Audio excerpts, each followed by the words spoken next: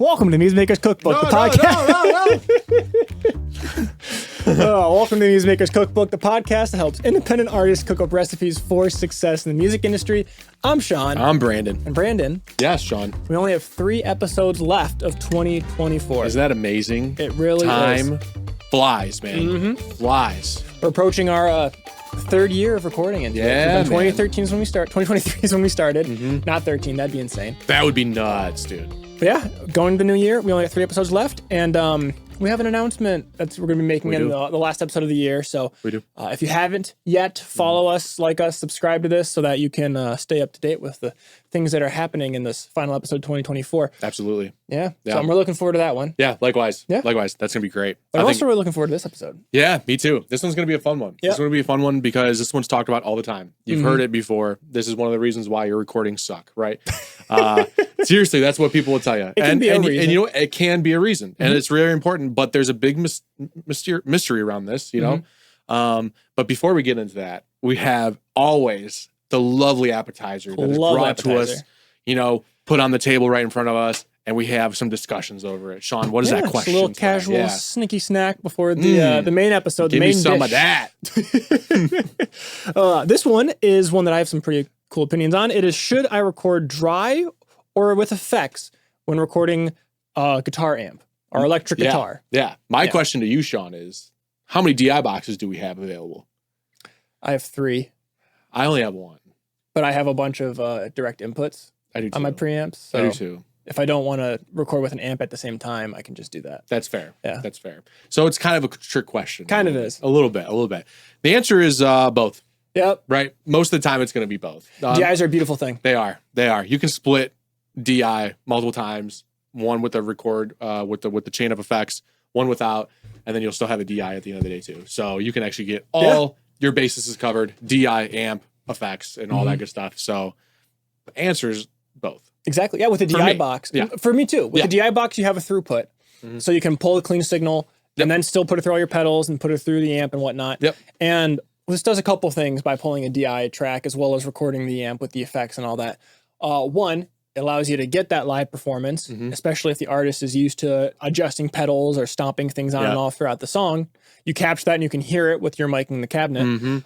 2, it gives you a clean DI signal that is much easier to edit, that you can then use in post to layer underneath the affected track through the amp, so that way you get some extra clarity to it. And if you want to add any effects or compression or EQ before it goes into the amp, you can apply it in the DAW and then reamp later on and automate different plugins to do different effects that then adds in addition to the performance that was once recorded. Love that. You know, let's say we have an artist, right? Let's take this and let's say that you don't have the ability to have multiple DIs at once right now, but that's on your bucket list for the future. If you only have the one DI, right, I think you should still go DI, and I think you should still record it through your amp with specific effects, unless those effects are very specific, right? But just remember, the time-based effects you can always add later. Those are the easiest ones to add later on. However, depending on how you add it, it might not sound the same as your Strymon Big Sky pedal, right? If you're using Vintage Verb by Valhalla in the box, right? Yeah. So like you have some discrepancies there, but let's focus in real quick because the stomp box idea is like the best example. Let's say you have an overdrive in the front of your chain. That is almost damn near impossible to add after the fact. So you might want to consider putting that in, right? I just feel like the amp won't ever react the proper way with that pedal, right? You'll never get that sound, especially because it's post-cab, post-microphone into the DAW. You're not going to get that same point of breakup response. You're not going to get that same tonality response coming from the DI into your amp, right? If you add a tube screamer after recording, right? Yeah. It just doesn't really work like that. It's a different part of the process. Exactly. So I think like there are obviously multiple ways to kind of think about it, but if you split up your chain in terms of logic, right? You can kind of see what is important to keep and what is important and what you could get rid of and add later, to Sean's point, you know? So that's kind of maybe the way that I approach it too. If you're only working with one DI at the time, right?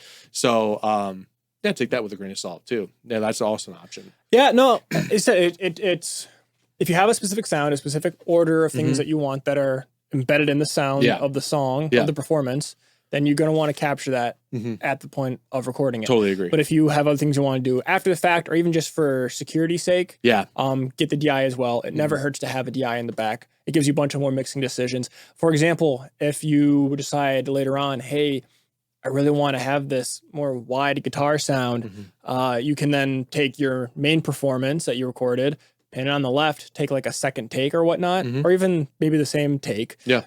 Add a delay to it so it's not the same time-wise, and run it through a different amp or a different amp simulator so that it's still really tight, but now it's got different tonally left and right, and that adds a lot of width to it. It does. Gives you just more creative options down the line. Absolutely. Totally agree. Yeah, I think there are multiple ways to handle it, and I think just the first way that we said too, doing both is so key though. You know, if you want that absolutely most natural performance, that would be the way to do it. Yeah. That'd be the way to do it. And DI boxes aren't terribly expensive. No, they're not terrible, especially these days. They were more expensive back in the day, but like they're not as bad these days. You can find some for $40-$50. Yeah, I think the art one is around $40-$50. Yeah, there's another one that was around there too. I can't think of the name right now, but they have options around that price point. There are some expensive ones too. There are. Like the radial one. Yeah, that's the one I have. Of course. Yep. Warm Audio makes them now. Yep. Totally. Love that question because I'm a guitar player. I'm not. That's okay. I know. Just want to make sure you knew it was okay. I'm a bass player, so I'm worse than a guitar player. No.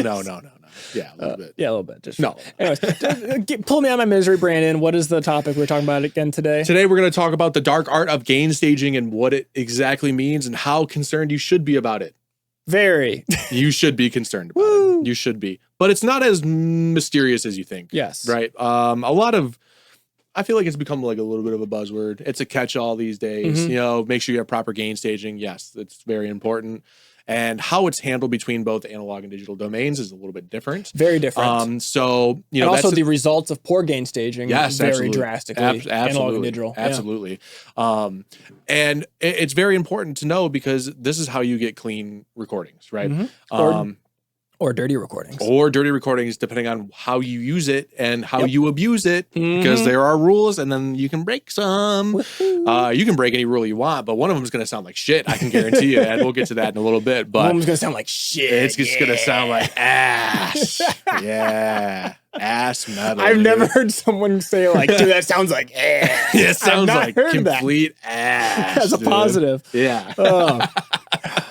Yeah, what we're hinting is too, is as you mentioned, there's a difference between what happens with poor gain staging with digital and analog domains. By the way, everything we're talking about today, Brandon has an amazing blog post on his website that we're going to put a link in the description. As long as I remember. Sean, I'm talking to you, remember? And I'm talking to me in editing.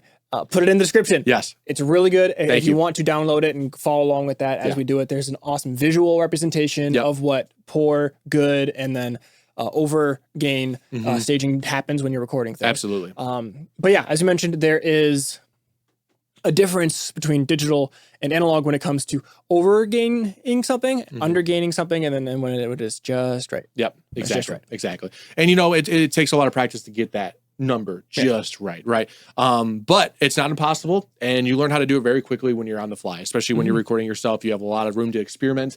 When you're recording other people, it's a little bit more pressure, right? Yeah. But you'll hopefully by then you'll be a pro at it and you won't even have to worry about it. So let's get into it, shall we? We shall. Let's do it. So we're going to talk about the two different domains first, analog and digital domain. We've already mentioned that before. These are both separate in their own right? Yeah. One deals with circuitry and capacitors and all that fun tube stuff, you know. All one the good deals shit. with conversion. And the other one's purely digital conversion. Ones and zeros. That's it. Binary numbers. Correct. Yep. And both, at least where we're starting this conversation, are between the microphone and the mic pre. That's right. Now, when we say analog and digital, we are now talking about whether it is then converted into a digital signal from the mic pre, or whether it is going directly to an analog domain, like to tape or a cassette or something. Now, that all being said, when we talk about gain staging, we're talking about what you're doing at the preamp stage. And what it is doing is boosting the volume of the microphone. Now, microphones are very sensitive things.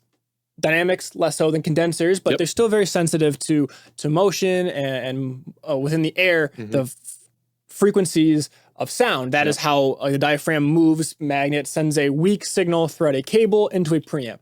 What the preamp is doing is taking that really quiet level and increasing it to a point where we can hear it, where the digital A to D converters, analog to digital converters, can print it into a computer at a reasonable volume, or it can be printed onto a physical medium like tape at a audible volume. Now, when it does this, it is taking that signal and it's adding energy to it to build it up. Different preamps have something that is called a noise floor. AKA is adding gain. Exactly. Whereas there is a underlying amount of noise that is always present. And at a certain point, if you increase signal too much, that starts to increase as well. So if you're ever recording like a really quiet thing, like let's say you're finger picking your guitar really intimately and you've got a microphone on it and you're not getting a lot of level, so you crank up your preamp and it's like, why is there a bunch of noise? Well, one, it could be in a poor recording environment. It's picking up the sound of your fans or your AC or whatnot. But it could also just be because you're playing so quietly with how much you have to increase the gain, you are increasing the noise that is embedded in all preamps. So that's one thing to contend to when it comes to proper gain staging. How loud are you performing? And everything has self-induced noise. There's no way around it, right? We're getting better at trying to mitigate that. I don't think it'll ever be perfect. Never. It is self-induced by the equipment itself, and most of the time it's the preamp, right? Now there is a case to be made where there's actually a lot of noise around us at all times, but psychoacoustically we have a filter in our ears, in our brain that actually dispels against that, right? Now I don't know, does that pick it up? Can we hear that in a microphone? The ambient noise? Yeah. Would you say so? Would that also? Because I've never thought about that before, actually. No, the microphone picks it That's up. what I thought too. Especially but then we can, microphone. then we actually hear it and we actually digest it, right? Because if we're listening it through headphones or back through monitoring, it is now being amplified. Coming back through a source that we are now hearing in addition to room sound or ambient noise. That is now that's different. It's kind of like if you've ever recorded in like a bedroom or a basement or whatnot, and you're performing and it's like, it sounds clean, it sounds clear, and then you listen to it in the car, now it sounds like I'm in a bedroom or a basement. Where'd this reverb come from? Where'd this delay come from? You didn't necessarily hear it. because we compensate for the reverb too. Exactly. When you're in the space, your brain is like, I understand where I'm at, but I'm not hearing it as an effect because it's just, it makes sense to be in the space.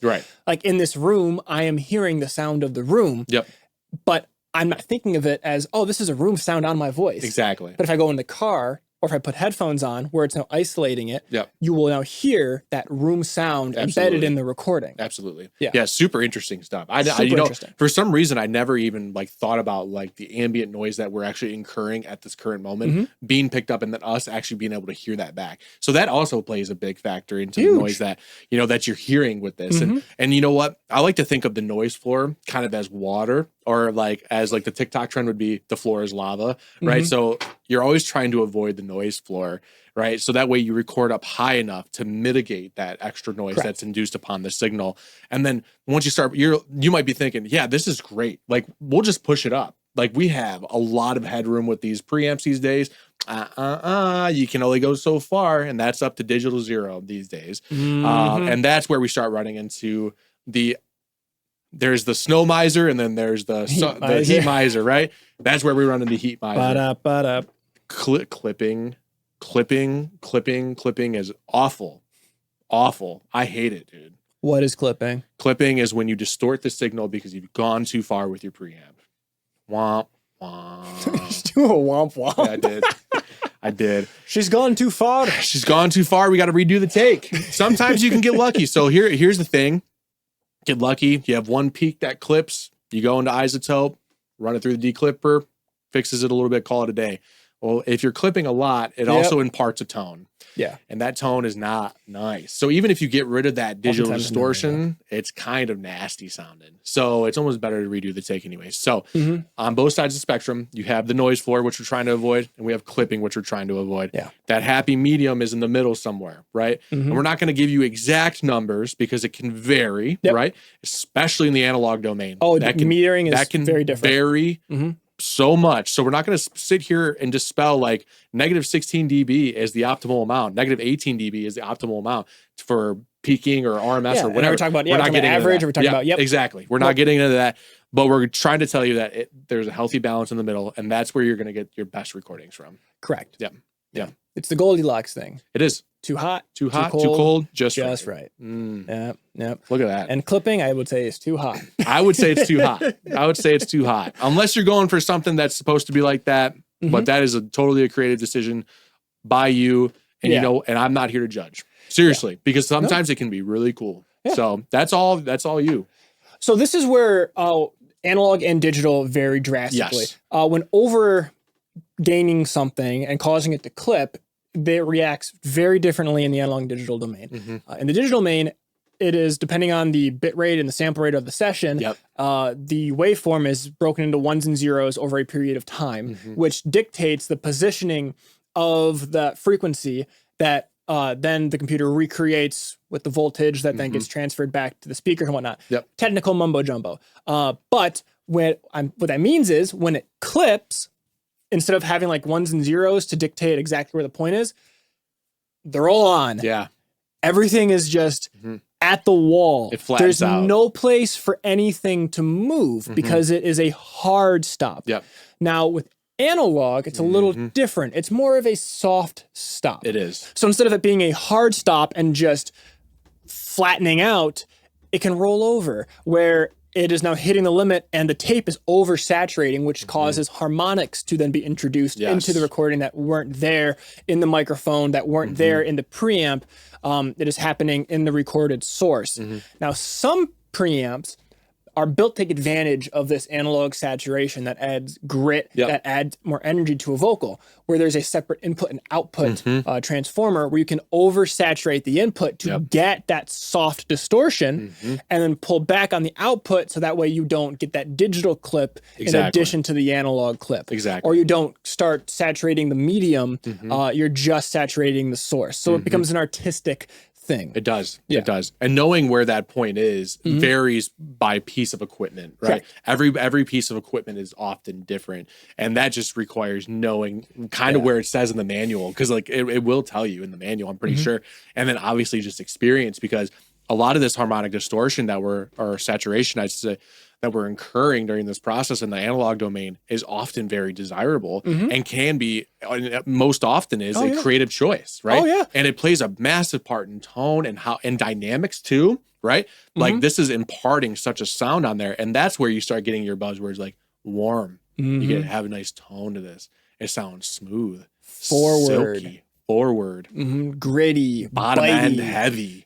Ooh, those tubes. Well, that's the thing. There is like different preamps, different ways of recording do saturate differently, which is all these different kinds of tools. There's tube saturation, there's solid state saturation, there's tape saturation, which is overloading the medium of tape. That's how you would get that. And each one has its own kind of way that it adds harmonics and rolls off and causes that distortion. Absolutely. So depending on if you want to have a specific sound that has like a gritty vocal or distorted vocal into it, do some research on the artists that you love that have that sound and find out what kind of saturation it is, because not all saturation is created equal. Absolutely. It all varies. It all varies. It varies a lot too. And you can kind of figure this out with like certain plugins and stuff. You know, do you download a couple free trials of different saturators, you can kind of hear how they work, see how they play with dynamics a little bit, and you'll got to get a good idea of maybe what they're slightly based off of, because it'll tell you in the manual of like reminiscent of the sound of fill in the blank, you know, like Apex, you know, or something, you know, or like a Studer or something, you know, a Studer tape machine, right, or something along the lines of that. And it's just that part is so much fun. For sure, it's a lot of fun, and honestly, it can be expensive going down that route. But I wish I had more abilities to do a lot of more analog kind of stuff, because. I mean, that's where some of your favorite sounds are heard, right? Especially in the front end. Yeah, absolutely. Yeah. Absolutely. It makes controlling your gain staging much easier when you potentially have that capability of having stuff in the front end. Absolutely. Which is really what I'm going to jump into next, Please. if you don't mind me, with like some common pitfalls and how to avoid them. So a lot of times when a chorus happens and you really get into the performance, and you like get right up on the microphone, get really intimate with it, and start belting out, that is when distortion happens if you're just going directly from mic to mic pre to interface into the DAW, because now you are just adding a whole bunch of signal. The things you can do is if you have somebody in the room with you, they can ride the input gain to bring it down when you really dig into it. So you get that proximity effect, you get that closeness, but you're not overdriving and you're not clipping the preamp. Right. Another thing you can do is if you have the hardware and you want to add that extra saturation that the preamp can provide before it hits the A to D converters and clips on the input, if you're able to insert a compressor or something in between the preamp and the conversion, you can then tame it and keep it controlled. So you're going to get that saturation, like we said, which can be a positive thing in the preamp, but not get that clipping as it converts from the analog realm to the digital realm in your interface. Absolutely. So you get all the positives of overdriven distortion on analog circuitry without the negatives of the really harsh, sharp, flat sound of digital clipping. Yeah, absolutely. And, you know, a couple more of points that I want to add on to this with some pitfalls is, you know, when you start gain staging, number one, we tend to almost want to avoid, you know, the high end of things. And what I mean by that is the highest level possible, right? Of a preamp. So we'll turn it down a lot. And when you do this, like we kind of mentioned before, the lower you kind of go, the more closer you are to that noise floor that's induced upon by your preamp, right? And when you bring that up and start to compress it, guess what? All that noise comes up with it, and that's really hard to get out. Like it is very difficult. And if you're going for something clean, you're screwed. Like it's almost better almost retaking it at that point. And that's one of the common pitfalls is that we often try to compensate too much to avoid clipping, right? And then the other pitfall is that we're not paying attention during a certain section. We start to clip. All of a sudden that take is maybe not as usable as it might have been if we were to just back down a few dB on our preamp. And nothing sucks more than when you feel like you have a really good take. So true. You just got some saturation or distortion coming in, or you're not getting enough volume where there's a bunch of noise in it. Which is why practicing is incredibly important. So important because incredibly important. And not just practicing the performance, but practicing and understanding where you get loud and where you get quiet. Because you can then take the recording and separate it into parts. You can record all your quiet parts, set it at a larger gain, and then perform all your louder parts, set it at a lower gain, and actually perform it while you're setting this gain. Don't just like talk into the mic like, check 1, 2, okay, I'm good. No, actually give a realistic performance so that way on your way tracking in, you are getting a real representation of what you're going to expect once you hit that record button. So true. So true. Those are great points. I have nothing to add to that because I was actually going to say something very similar. I'm sorry I took it from you. No, it's okay. It's okay because you explained it perfectly. I'm forgiven? Yeah, absolutely. Oh, you're forgiven. Goodness. Absolutely, man. Woo. Absolutely. Although if you keep going, you might clip. So I'm just saying. No one's clipped. Oh, no, wait, no, fuck. I have clipped. That is hilarious. Speaking of, I got a little too excited. Hey, that's okay. That's okay. It's a fun topic for us because I feel like we're trying to dispel, like I said, a lot of the myths that are kind of out there. And so that's also one thing I do want to dispel real quick. Please. Clipping is not like the end all. Absolutely not. Be all. Absolutely a not. lot of times what will happen is if there's a quick transient, like a quick laugh or I clap or something during a podcast, that quick, sharp, loud transient will quickly clip the preamp. Very momentary. And then it will go away.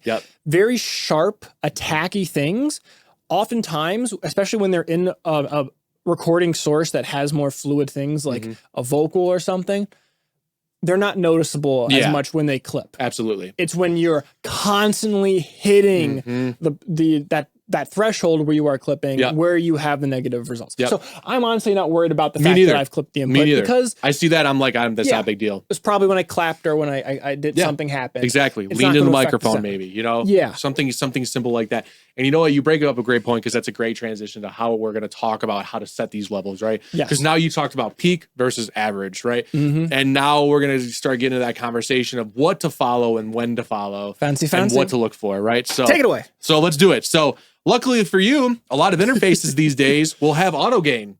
That's how you do it. Just press the button and perform. Pretty much. That's pretty cool. Have you ever used that feature? No, I haven't. They're pretty nice. I had to look into the viewer's eyes, though. Why? Because it's a cool feature, but we should know how to do this. This is easy. Come on. We should know. No. Okay. So in all seriousness, there are great interfaces out there that are now introducing this feature. Universal Audio just came out with it on their Apollos. I know because I'm an Apollo owner, so I saw the update. Not on my Apollo, unfortunately. Really cool though, because like, let's say you take like a 16-piece drum kit that you have, like not piece, but 16 mics on a drum kit, and you have to gain stage every one of those individually. Just hit a fucking button, have the drummer play, and you're gonna get pretty close. And maybe with a couple of adjustments, you're good to go. So you're saving a lot of time. Now, if you're recording a vocalist or yourself, and there's one input, we should probably learn how to do that ourselves, but we can also use auto gain to help along, right? Yeah. Okay. So as Sean and I were talking, we talked about both peak and average metering and signal, right? So on average, we're going to want to stay in the green, but maybe the upper end of the green, right? So that way we have room for peaks to come through and not clip our signal, right? If we stay too close in average to the noise floor, we get more noise. If we stay too close in average to the digital zero to clipping, we will start to clip on a peak, right? Because not every performance is a sausage. It's not always just flattened out. It's not, sausage. Yeah, it's not flattened out. He's referring to the look of the waveform. Yeah, it's not a sausage all the time, right? So these things often we incur dynamics, and dynamics is what is going to push those peaks up. Right. That good so far? Yeah. I'd say so. So basically, if we're looking at, I think on my blog post, I have it at about negative 18, negative 16 dB, negative 14 dB, pretty safe zones on the metering on Pro Tools. I use that as an example in there. Pretty safe zone to average, right? You're not too close to noise floor, not too far up that your peak is going to come through and just clip your signal. And like Sean said, momentary peaks, we often can't even discern anyways, right? So that's where you're going to kind of want to be. If you start going into the yellow zone and on average, that might be okay depending on what part you're in the song. Let's say you lean in on the chorus a little bit, like Sean said, you're getting into yellow, but you're still averaging in yellow, you're probably okay, right? For something that's super dynamic, you can start with something very low to the noise floor. That's fine. Let's take a tambourine, for example. That's very sharp, very transient, right? Yes. And it's like ding, and you get like a very fast transient and then a very like almost like no sustain, right? No, very quick release. It's just very quick release, right? So that way you might want to start a little bit close or lower to the noise floor, and then bring it up. I'm surprised you used tambourine as your example, and then you could have used a snap. That's a good point. Yeah, it was like we all know what a snap is. You put a snap in a song. It's very sharp, very quick fall. Exactly. Yep. So you might want to start a little bit lower with that. But as you're playing, let's say you have the ability to adjust your gain while you're playing, and you can just do this after the fact too. Yeah. But let's say you're recording somebody else, that you can just slightly turn it up until it's in a safe spot. Everyone's happy. The average is in the green, maybe slightly touching yellow, slightly. Then everything's happy. Yeah. It's really that simple going into the computer. I love that you brought up these, if you don't mind me jumping in real quick. I love that you brought up these really quick and transient sources as an example, because that is the perfect example for how you can utilize analog clipping, saturation, to extend the sustain of a source. Because once again, it's not like just a sudden everything's on. It will roll over, it'll add harmonics, and it'll take that peak, it hits certain threshold, and make that max loudness hold out for longer than it really does. Yeah. And it can really help it sound more full, more thick. Can. Very much so. So having a over preamplification, over gain of a tambourine or a snap, and then lowering the output until it goes into the interface can be a really good way of recording these sources to keep them present in the mix and not having to do a whole bunch of stuff with it once it's in the DAW. Exactly. Like think about a snare drum, for example. Yeah. That's saturation on snare. Key. Chef's kiss. Key. You want to know why your drums aren't as loud as they are? It's probably because you're not saturating them, right? Because that's where we get a lot of our loudness from, but a lot of sustain from at the same time too. And it helps tame those transients that can often overload a compressor, right? And then we got to shave those off with something more drastic like a clipper or a limiter. And then you're really talking about destroying a transient at that point, right? So I love that example that you brought up because that is clipping can be a good thing. It can be a great thing. It can be a great thing. Saturation is a wonderful thing. Depending how you use it. Exactly. Exactly. I think a common rule of thumb, and we've hinted at it throughout this whole episode, is that historically to our ears, analog clipping can be a really good thing. It can be. Doesn't always sound really bad. Yep. Digital clipping pretty much always sounds bad. Usually it sounds bad. Yeah. Now there are some really cool genres that take advantage of that kind of distortion. Absolutely. That's just sound like, holy crap, this is destroyed and it sounds awful, and that's cool. Yeah. Whenever there's something that comes out, there's always musicians who are using it in creative ways to make really cool sounds. So there are positive ways of using digital clipping. And it's deliberate. That's the key word. That's the key word. But as a rule of thumb, usually that's kind of how it is. Avoid digital distortion, and analog distortion can be kind of flavorful. Absolutely. I want to make another point to this too. I want to make a point too that gain staging is not only incurred during the recording process, but throughout the entire process of making music, even into the process of listening to music, right? And how that's handled at different stages is maybe slightly different than how we're talking about it here. But we're just putting the emphasis on putting it into your computer at this point, right? And that is where the biggest room for error is, and that's where I run across most problems, especially with remote work. I get every now and then I get some really saturated and destroyed audio tracks. Yeah, absolutely. So I wanted to make a point there too that gain staging is incurred at every stage throughout this process. This is just when it almost matters the most. Arguably, right? Yes. I could see it being argued maybe other places, very specific places, but this is really key. This is really key. And plus we're talking about recording. So if you want to talk about mixing and gain staging, we can do a separate episode on that. Probably won't be as long as this, but it's incurred throughout. So I just want to say that too real quick before you go look it up and they start talking about different processes and all that. So, but no, you're right. Gain staging is hugely important in all throughout recording, but even in live, having enough signal to noise ratio so that you're not like increasing the gain too much. Because if you have such a low signal noise ratio, you're not getting as much dynamics from a source as possible, which when you increase it up to noticeable levels, if the gain staging is not proper, you're making it more likely for feedback to occur. Absolutely. Things like that. You need to have enough distance so that the dynamics exist enough, but not too much. Great point. Yeah. Great point. Yeah. So in the blog post, I'm going to make just a quick touch on this. Do it. In the blog post, I have something that you can visualize. It's not just a Pro Tools meter. I do have that in there so you can kind of take a look at the ranges of which, and obviously this might vary per person's philosophy, but this is just what I thought and wrote down. I also have a cool picture that I need to find the credits for. But I have a cool picture that kind of demonstrates this same kind of phenomenon in photography, right? And if you're a photographer, you're familiar with cameras at all, you've heard of underexposing, proper exposure, and then overexposing. And you're normally fixing either an underexposed photo or an overexposed photo, but you really want to get it right with the shutter speed and everything and the aperture settings, the ISO settings, and get that perfectly exposed photo so you don't have to mess with the brightness. And it's laid out under a Pro Tools meter, right? And you can kind of see exactly what we're talking about. So when you take an underexposed photo and turn up the brightness, you have noise because it's closer to that noise floor.